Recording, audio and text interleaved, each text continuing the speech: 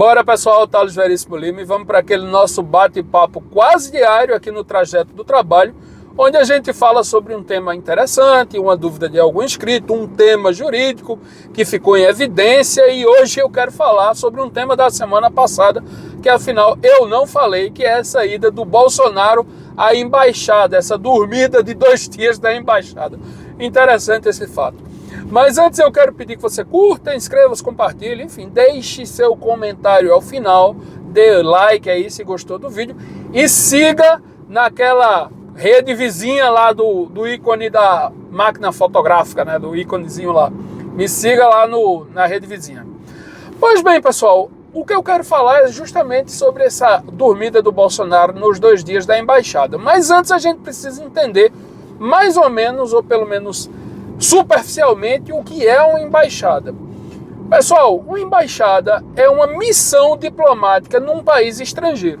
As relações internacionais, elas se regem pelo princípio da reciprocidade e da boa-fé das relações internacionais. Então, como há liberdade das pessoas irem, pelo menos deveria ser assim, na maioria do mundo e deveria ser na totalidade do mundo, as pessoas são homens livres em todo o mundo e deveriam poder ir a qualquer lugar do globo, né? Então qualquer pessoa poderia sair daqui e ir para qualquer país da Ásia, da Europa, da África, da América do Norte, da Oceania, enfim, bastando para isso, seguir as leis daquele país. O estrangeiro segue a regra do local. Porém, há algumas exceções, e uma delas é o diplomata e a missão estrangeira. Por quê?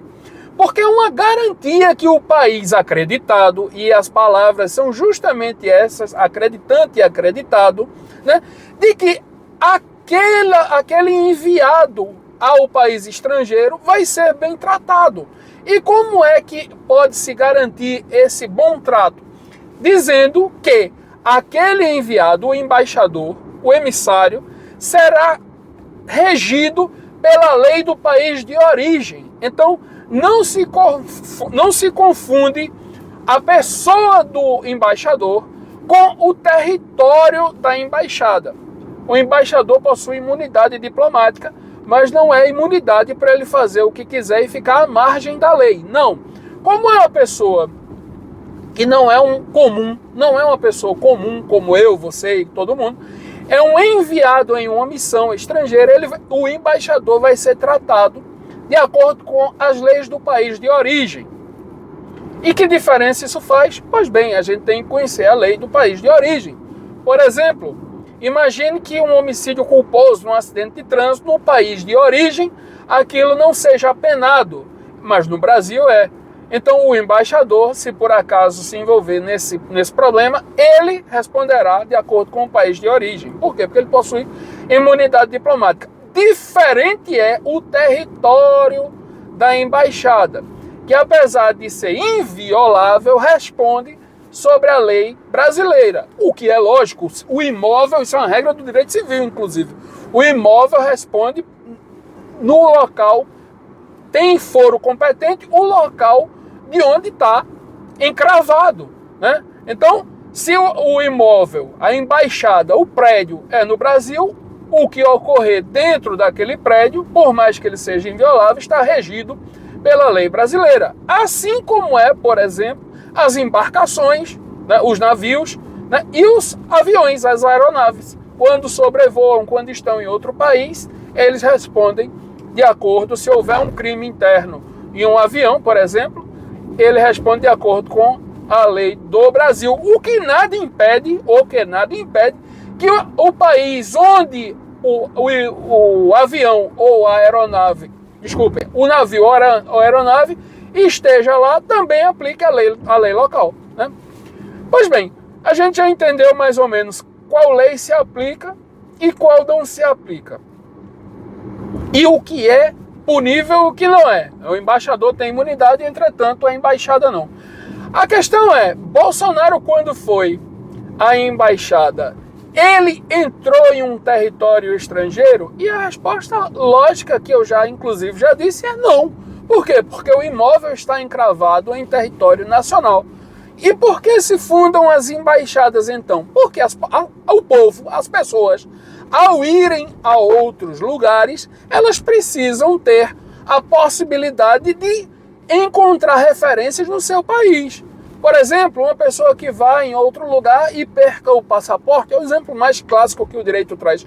Se eu for um estrangeiro, se eu for a um país, por exemplo, qualquer da Ásia e perdi lá meu passaporte na viagem, fui furtado, por exemplo, não perdi, fui furtado.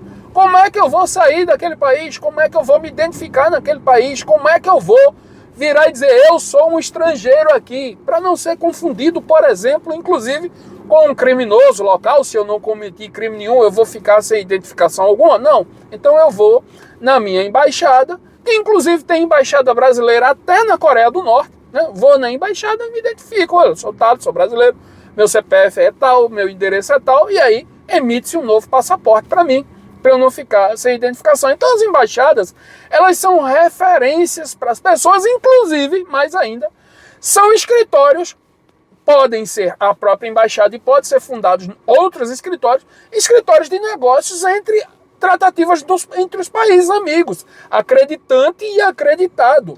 E por que os nomes são esses? Acreditante e acreditado, segundo a Convenção de Viena. Porque se acredita que aquilo vai ser uma relação de igualdade entre os países. É na base da crença. Acredita-se que vai ser uma relação amistosa, né? Por quê? Porque você não vai impor ao diplomata estrangeiro, ao embaixador estrangeiro, uma condição diferente do que você combinou com o país acreditante no momento que permitiu a instalação da embaixada, né? Então, e a prova maior de que a embaixada não é um território estrangeiro no país, ou seja, não seria um território avançado do país acreditante no país acreditado, é que a qualquer momento os embaixadores e o embaixador e os diplomatas, eles podem ser simplesmente expulsos do país. Então aquele território não seria, por acaso, não continuaria como um território avançado do país acreditante.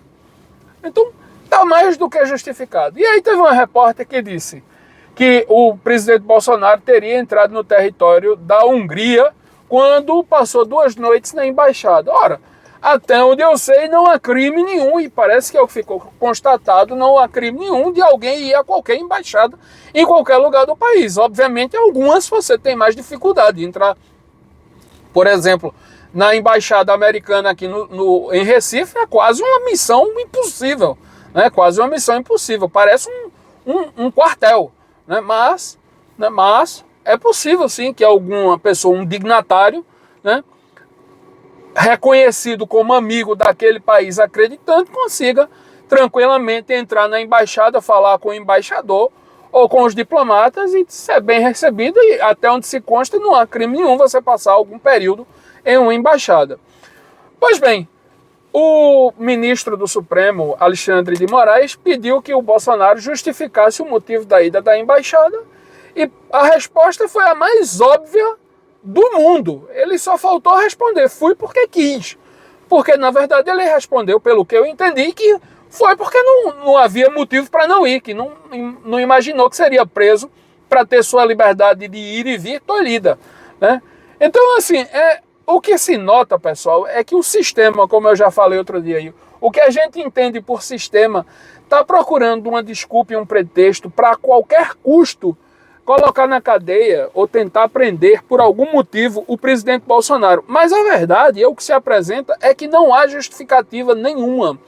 Como na campanha a gente já sabia e já tinha noção de que não havia corrupção na gestão, nos mandatos de deputado, né, porque se houvesse teria sido descoberto, agora, né, como derrotado aí na eleição presidencial, não há qualquer justificativa, não há qualquer motivo para que o presidente Bolsonaro seja preso, nem cautelarmente. E mais ainda, nem que seja imposto qualquer medida de limite, de restrição de direito, inclusive o uso de tornozeleira, porque se assim houvesse, já teria sido feito. Então, o sistema, o que a gente entende como sistema, quer a todo custo desmoralizar o presidente. Só que parece que essa missão é que está sendo impossível, né? De causar um constrangimento a uma pessoa que não fez nada ilegal. Ou pelo menos não se descobriu nada ilegal até agora, para a decepção da esquerda. Pois bem, pessoal, era isso. Eu acabei de chegar aqui no meu escritório de novo. Eu queria só fazer esses esclarecimentos do que é embaixada, imunidade diplomática, território, né? E espero que tenha contribuído aí no debate, nas dúvidas. E se gostou desse vídeo, curta, inscreva-se e compartilhe. Até o próximo. Tchau!